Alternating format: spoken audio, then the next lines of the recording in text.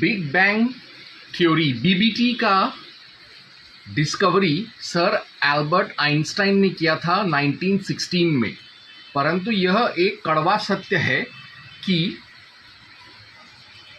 इब्राहिमी मजहबों में भी 1916 से पहले ही बिग बैंग थ्योरी दिया गया था। जैसे बाइबल के genesis 1.1, 2.3 to 4, साल्म्स 148.5, 104.2, आइज़ाया 40.22, 40.26, 42.5, 45.5 to 22, 45.18, 44.24, 48.13, 51.13, 45.12, Job 37.18, 9.8, Hebrews 11.3, John 1.3, 17.24, Colossians 1.15 to 17, Proverbs 8.22 to 31, Ephesians 1.4, 2 Timothy 1.9, Titus 1.2, 1 Peter 1.20, Zechariah 12.1। और इसके साथ साथ ही कुरान में भी बिग बैंग थ्योरी है। कुरान में बिग बैंग थ्योरी इसमें है, कुरान अल अनबिया 21.30 और कुरान सूरा हदीद 57.4। लेकिन आपको जानकर ये हैरानी होगा कि बाइबल, कुरान और 1916 और सर एल्बर्ट आइंस्टाइन से भी पहले 10,000 बिफोर क्राइस्ट में, बाइबल कुरान से भी पहले महर्षि आचार्य स्वयंभू मनु और प्रजापति परमेष्ठी ऋषि ने बिग बैंग थ्योरी का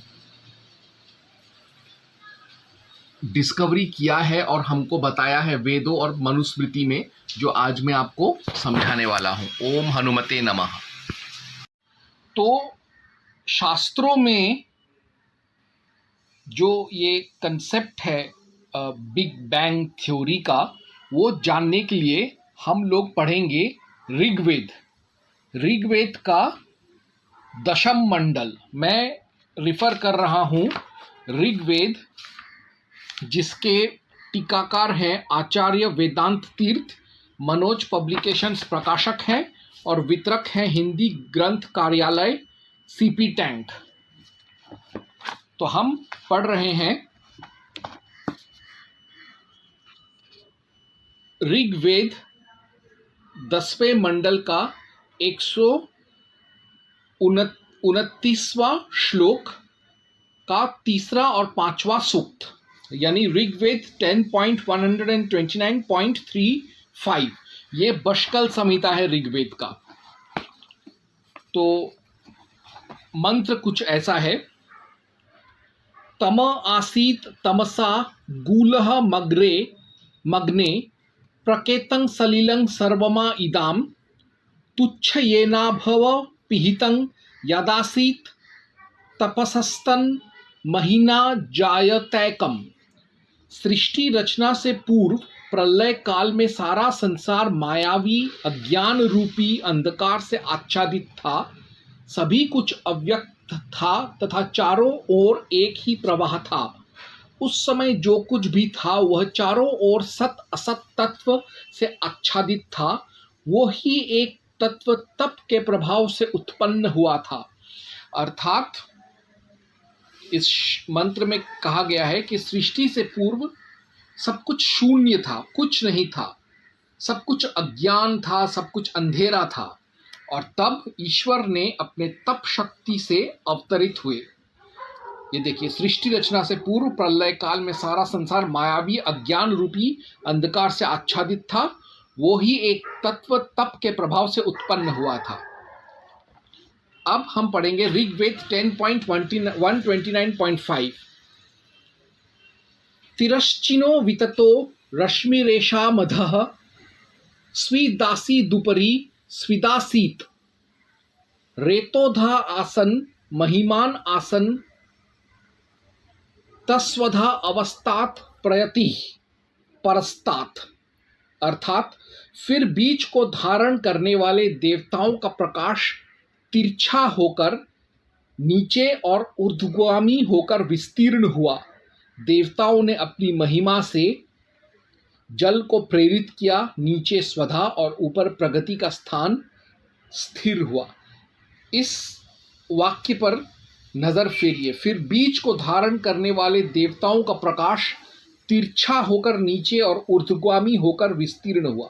यानी एक प्रकाश या बिग बैंग से जो है वो यूं करके बढ़ता गया, अर्थात शुरू हुआ, समझिए इस, आपको मैं एक्सप्लेन करके बताता हूं।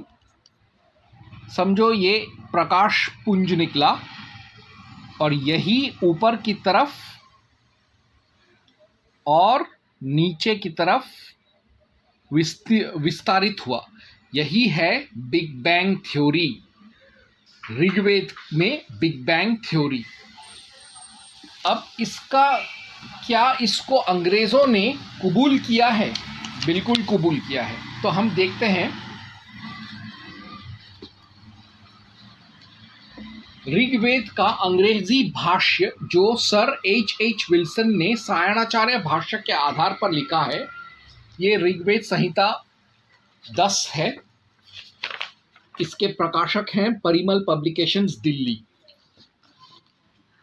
वैसे आपको बता दूं, ऋग्वेद 129 सूक्त जो है इसको नासदीय सूक्त कहते हैं। इसके ऋषि प्रजापति परमेष्ठी हैं, देवता भावकृत अर्थात ईश्वर, और छंद त्रिष्टु। तो मैंने आपको पहले ही मंत्र जो है संस्कृत में और हिंदी में पढ़ के सुनाया। अब उसका अंग्रेजी अनुवाद देखिए। तो हम पहले तीसरा वाला देखते हैं। जो तीसरा और पांचवा हम देखेंगे, उसका तीसरा वाला देख लीजिए। 3. There was darkness covered by darkness in the beginning. All this world was undistinguishable water. That empty united world which was covered by a mere nothing was produced through the power of austerity. यानी पहले कुछ भी नहीं था, सब कुछ mere nothing था। इसी चीज को ईश्वर ने अपने तपस्या के शक्ति से बनाया। और कैसे बनाया उसका भी जिक्र किया है विल्सन ने। 5. Their ray was stretched out whether across or below or above. Some were shedders of seed, others were mighty. Food was inferior, the eater was superior.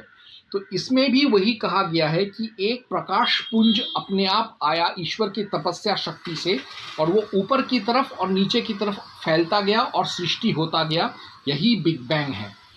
अब यही चीज जो बिग बैंग है, ये बंगाल का सबसे महत्वपूर्ण दायभाग प्रणाली के हिसाब से सबसे महत्वपूर्ण पुस्तक मनुस्मृति में भी है।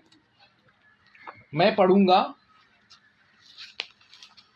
मनुस्मृति, जिसके टीकाकार है पंडित रामेश्वर भट्टक, सरला भाषा टीका, और प्रकाशक है चौखंबा संस्कृत संस्थान प्रतिष्ठान दिल्ली। तो हम पढ़ेंगे मनुस्मृति का अध्याय 1 श्लोक 6। वो इस तरह है।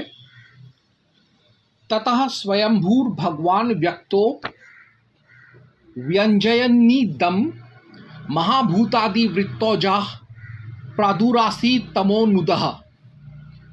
तब जो इंद्रियों से प्रत्यक्ष न हो ऐसे सृष्टि की रचना करने में समर्थ, अपनी इच्छा से शरीर धारण करने वाले और प्रकृति के प्रेरक भगवान आकाश आदि महाभूतों को प्रकाशित करते हुए प्रकट हुए। यानी इस श्लोक में महाराज मनु स्वयंभू आचार्य ने बिग बैंग का एक अलग पॉइंट ऑफ व्यू या अलग विचार दिया है। वो ये कहते हैं कि बिग बैंग जब हुआ, यानी जो प्रकाश पुंज यहाँ निकला है, प्रकाशित करते हुए प्रकट हुए। तो जब ईश्वर ने बिग बैंग को बनाया, बिग बैंग को उन्होंने अपनी तपस्या से कार्यरत किया, उस समय अंतरिक्ष या जो ब्रह्मांड या ये जो सृष्टि जो निकला है, वही सृष्टि ईश्वर है, वही ब्रह्मांड ईश्वर है। यानी बिग बैंग से जो सृष्टि उत्पन्न हुआ वो सारा सृष्टि ईश्वर में ही है, और उस बिग बैंग के जरिए ईश्वर ने अपना अवतार लिया और सृष्टि बनने लगा और बनता जा रहा है और बनता जाएगा प्रलय काल तक। तो मनुस्मृति में भी बिग बैंग है। मनुस्मृति में कहाँ पर है, अगर कोई आपसे पूछे तो बोलना मनुस्मृति 1.6, बोलना मनुस्मृति 1.6 में बिग बैंग है। ओम हनुमते नमः।